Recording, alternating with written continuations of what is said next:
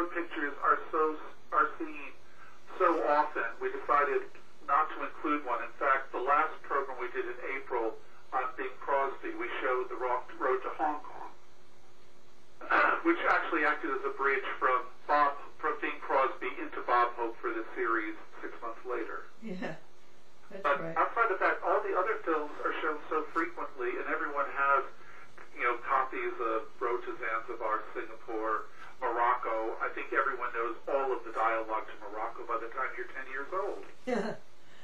But that's why we deliberately chose not to do this, but to have, other aspects of his career that's not as well seen. Watching him work with Katharine Hepburn, for instance, is quite wonderful.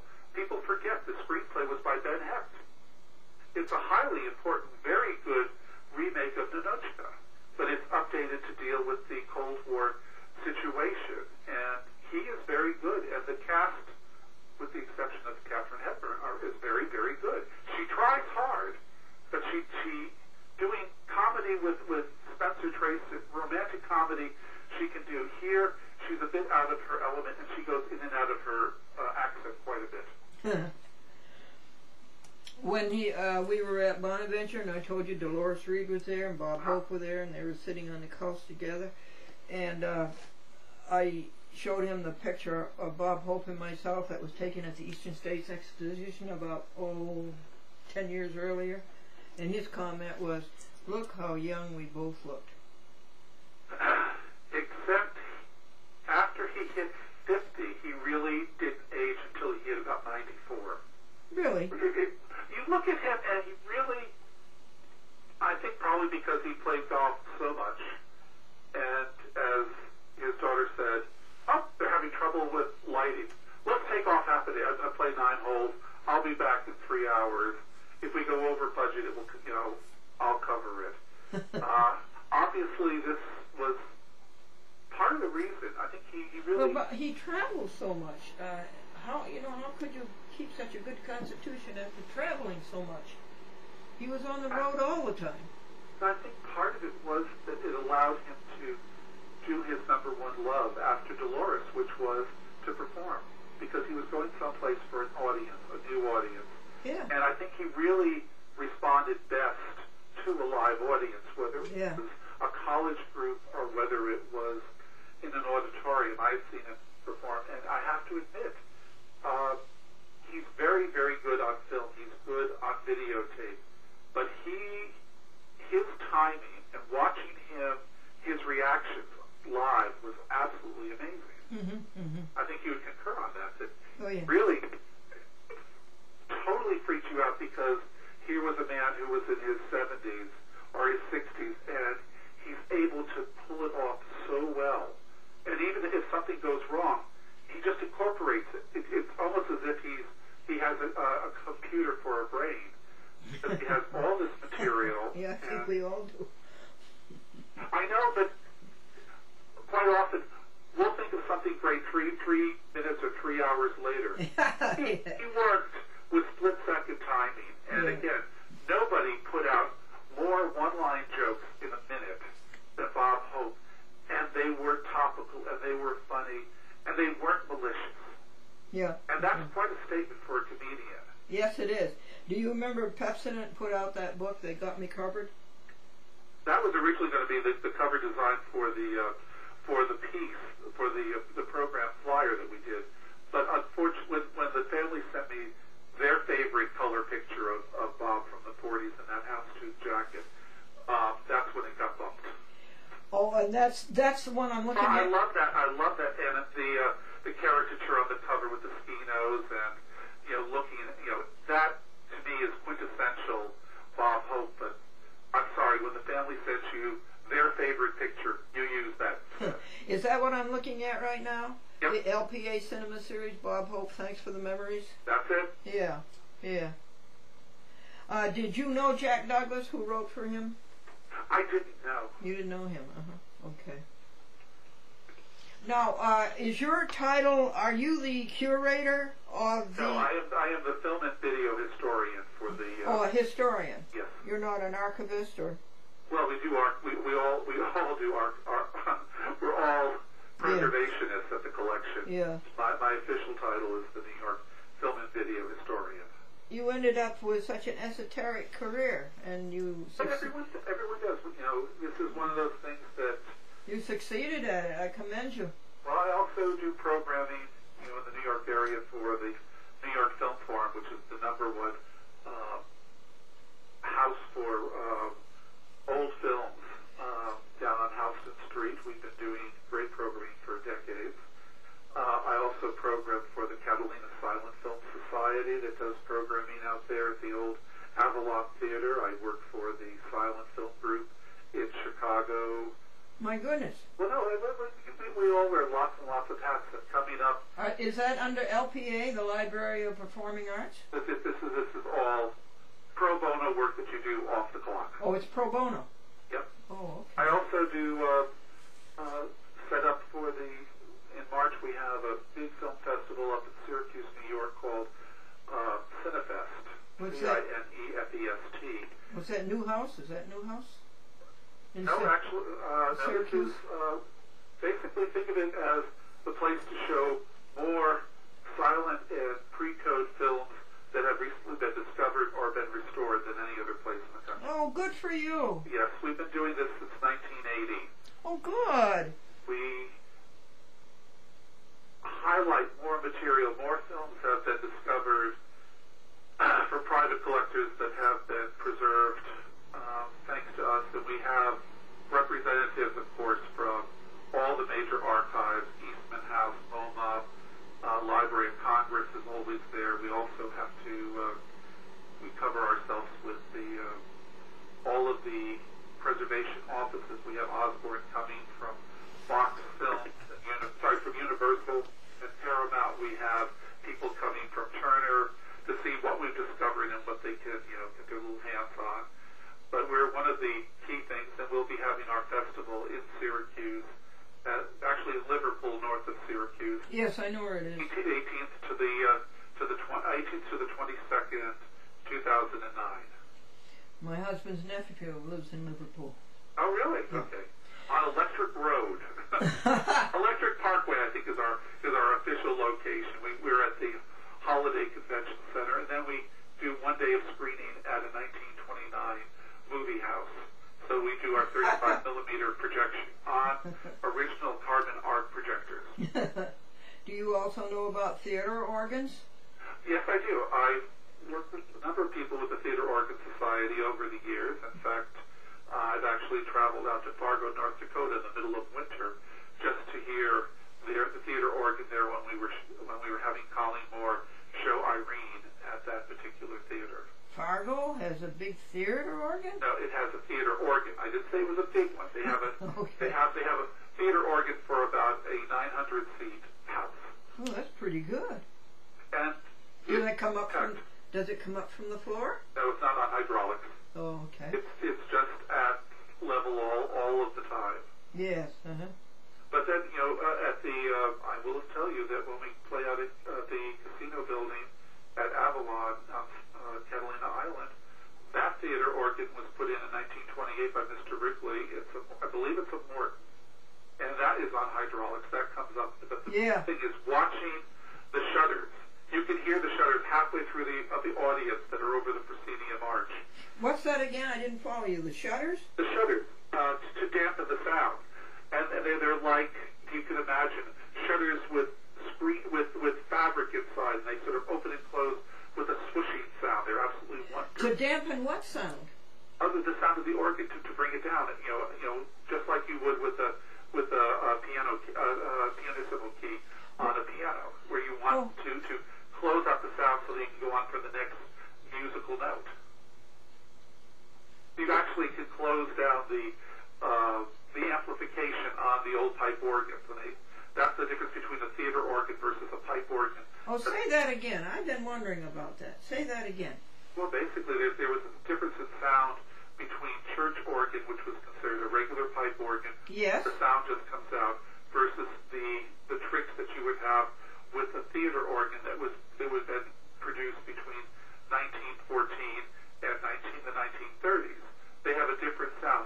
They don't want to sound old and wailing like a church organ.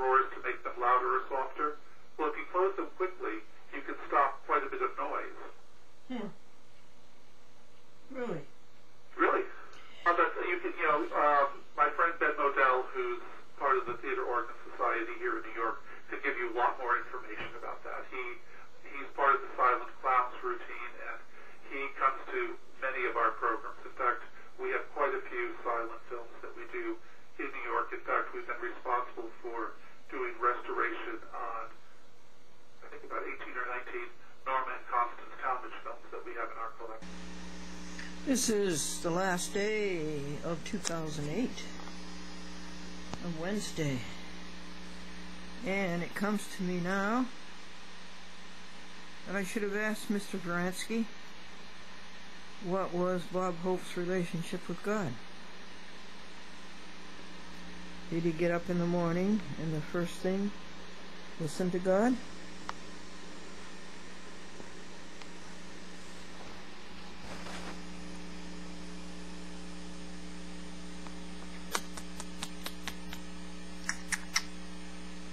Look up. Snowstorm number 7, New Year's Eve at 9:45 a.m. and the shoveling has started.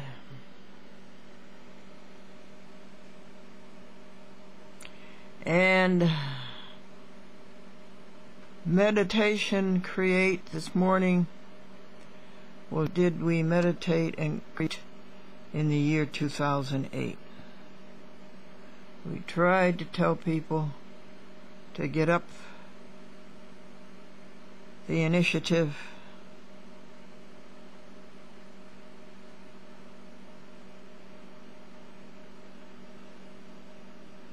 and go by themselves 5 o'clock a.m. every day. Find their wealth, their riches, their health, their happiness, their appreciation, applause, success, attainment, perfection.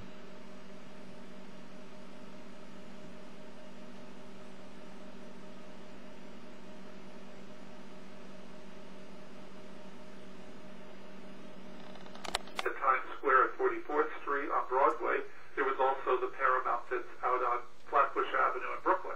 No, it was Manhattan. Okay, well, that was all torn out back in 1960 when they turned the Paramount Theater into office space, and in the last few years, the Times Square Association has turned it back into a theater, replicating the original curved marquee. Okay. What is your title now again, please? My title is the Film and Video Historian for the New York Public Library. Just a moment, Joseph. Film and Video Historian. Yep. For the New York Public Library. Public Library. You don't say New York City Public Library, right? No, because New York Public Library is only Manhattan, Bronx, and Staten Island. Oh. Queens and Brooklyn have their own systems. Yes, yeah. Did you know Roz Rubenstein? No, I don't think so. Oh, okay. She was a crackerjack librarian for Queens. She was born in Brooklyn and grew up in Brooklyn, but she was 35 years for Queens. Oh. And then when she retired, guess what she did? She took a librarianship at Waterford, Connecticut, which is just outside of New London. And she's still going strong. Oh, great. Yeah, you might think of that when you retire. It was a good thing she did. Took a little tiny library. Well, you reach a point where you're interested in quality rather than quantity. So. Yeah, indeed. Well, I hope this has been helpful to you. Oh, I'd say that would be an understatement. It's been enormous. I'd like to know when this is screening on what channel. Yes, okay. This is, well, of course, I'm on 60 public access TV stations, but the one that would bring it to you, do you live in Manhattan? I live in Manhattan, but I also have a place in Connecticut. Well, okay. Let's start with Manhattan. 8:30 a.m. Thursdays, opposite the Today Show on Channel 56 Public Access Manhattan Neighborhood Network. Okay. And it's been there since 1972. You must be one of the oldest. Yeah, it is. I think it is. I have one of the lowest numbers. Because one of the things that I've been doing is about 1976, I think, was when I got cable. It was basically to get public access. Yo, good for you. Also, one of the reasons that I didn't go to RCN or any of the other systems, because even though they've cut it down to only 4 channels, some of the best material that you see is on public access. Good for you. Oh no, I'm a big defender of public access. Good for you. Sometimes I think it's the only place where you get the truth, where you don't have the big corporations telling you what to say and what not to say. I think it's really the place where the truth comes out. And it's also the place where we have programs such as the one we're doing with you, where you're not cut off into 3-minute segments. And then now I got to get the town, well, I can tell you where I'm on. Cablevision system for Fairfield County does its own public access up as far as about Norwalk. But around about Fairfield and Bridgeport and those places in Fairfield County, it's a private corporation doing the public access called Soundview. Okay, now first, the Cablevision one is 10:30 p.m. Friday nights. I don't know if that's where your Southport is or where you live or what. See, we'd be part of Fairfield. Southport's part. Okay, Fairfield is 8:30 p.m. Tuesdays, I believe. Second, I just stress one thing. Okay. And then it's also on the YouTube. Okay, well, I'm not into that. Okay. 8:30 Tuesdays on which channel? In Fairfield? Yeah. I think it's 76. Okay, right after, that'll be the one right after Turner Classic. Oh, it is? Yeah, I'm sorry, that's how I remember. It gets difficult when you go back and forth from New York to Connecticut, trying to keep all of your stations straight in your head after. When you're 20 years old, you can do this. When you're don't say it. Yeah, it's a whole different ballgame. And then it's all on the. It's in Willimantic, Norwich, Groton, West Hartford, Danbury, New Haven. Oh, there's some Seymour, Connecticut. And when I name these cities, I'm naming also their 8 municipalities or so that they also have. It's a system. It's a cable. Anyway, I would say 8:30 a.m. I think it's channel 56. And it's interesting how I heard about you, because I'm way up here 33 miles southeast of Albany, on the other side of the Hudson. And a young man there views the program and called me up, and we got to know each other. And he mailed me this brochure of yours. And so that's how I found out about you. Well, you can also look me up on the internet. There's pages and pages and pages on me. And what's the site? Well, not any site. Just go on Google and type in the name Joseph Yranski, and you will find a lot of the different things I've been doing. I do documentaries. I work on books. Oh. Lots of different facets of film and programming over the years. Really? Oh, yeah. How nice. That's wonderful. Oh, and also, yeah, okay. It's nice when your niece or nephew looks up and says, "You've got a lot of credits here." It's like, who cares? No, it the isn't. programs are what's important, and showing unusual material that you appreciate to the public is important. Yes, it is. There's a chat with Glendora.com that has 660 half-hour public access programs on it. Oh. Yeah. And that goes from about 2004 up to about 2006, and then the YouTube has about 400 half-hour programs. But give me credit for trying to put something good on the YouTube. Well, it's just I personally have not been interested in the whole idea of YouTube. Just I have a lot of my younger colleagues who really love this, but I have to admit I don't have the time. Yes. I mean, I'm always amazed on people who have unlimited time and can watch all this material. Well, look at the material you've watched. The contacts, and it's like I barely get through, all of my emails every day. Yeah. I mean, it's amazing, the demands that you get from that and from telephone calls and email. Email questions. Where can I find this? Or people saying, well, my town had a film made in 1915. No one's seen it since 1915. Where can I find a copy that I can sell on the internet? It's like, yeah. Yeah. There's a reason that film probably hasn't existed since 1918 when they cut it up for silver during the war shortages. Wow. Joseph, where do you want? What's your mailing address? Well, I give you my home, the New York address. That's the easiest one. Okay. And it's 281 Okay. Avenue C. That's in Charles. Okay. Apartment 2B as in boy. Yes. New York, New York. Yes. 10009. Okay. Let me give you my address. It's box 124, Ghent, New York. G-H-E-N-T. Please, Ghent in Belgium's one of my favorite places. Love the town on overlooking, it's like Palisades. What's the zip code? 12075. And do you still have my telephone number I gave you? Oh, let me get that number that I gave you is, I'll answer if I'm here, but let me give you one that has a recorder. I don't have any more paper here. Oh. I only had a postcard that I had by the desk.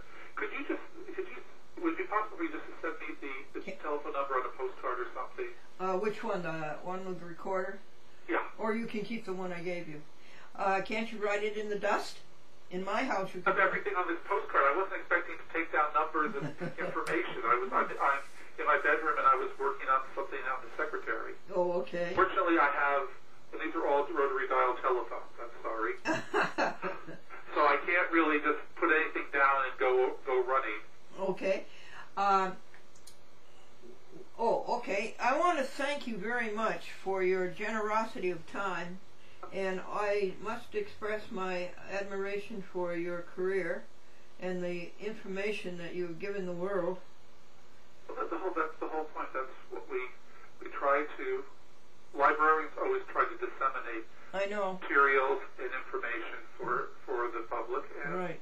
I'm sorry, we see there's sort of this idea with YouTube that everything belongs to everybody. It doesn't. Things that are copyrighted have to be protected. And fortunately, you have people such as the Hope family who have not only protected, but they've also preserved this material. Do they have a museum? They don't. They have their offices in Burbank, but basically, Mrs. Hope sets up exhibitions. She was doing one, I think, at the Gene Autry Indian Museum of the West on golfing, of all things. Of sort of, she's interested in lots of things, but a lot of what they do, for instance, is charitable or related. Linda, when she was in New York, after she left us, had to go up to a high school to present a scholarship award to the student who did the best essay, who was appearing in the Macy's Day Thanksgiving Day Parade. She also had to go to another school, and she was going to, this is not for, don't play this up, but she was going there to hit 2 veterans hospitals and also make a donation to one of the organizations, I think it was Veterans of Foreign Wars. Oh, thank you. But one of the communities was having a hard time, and basically they were giving a check to sort of cover their shortages. Thank you. You can't do enough for the veterans. You do understand that I appreciate your time. Okay. All right, I'll be in touch with you. Thank you very much. I can tell you that this will be played in February. Okay, that's great. These are the January events to be played in February. And here's in that case, I will be. I put off vacation this month since last year because we moved our collection. I'm throwing my hand around as if you can see it. So I am taking off from the 10th of January until the 1st of March. So one moment, please. January 10th. 10th to March 1st. January 10th to March 1st. I'll be off. I'll be here in New York at the apartment. So if you have the date for the program, if you can let me know, I'd really. Sure. Absolutely. And you've got my telephone number here, so that's great. Yes, I do. I have it. And today's joke, computers are in the Bible. Eve said to Adam, do you want an apple too? Oof. That's not a good way to go out. Bob Hope deserved better than that. All right. I'm a computer person. So. All right. The man loaned his friend money to get a facelift. Yeah. And he was asked, did you get your money back? And the man says, no, I tried and tried, but I don't know what he looks like. That's good. Okay, that's a good one to go out. All righty. Well, thank you again. Oh, thank you. And you got all the information from me you need. You got my telephone numbers, one of them. Okay. And I'll look forward to hearing from you, knowing when you're going to be doing the show. Yes, and again, I thank you. I'm very grateful. Okay. Bye-bye.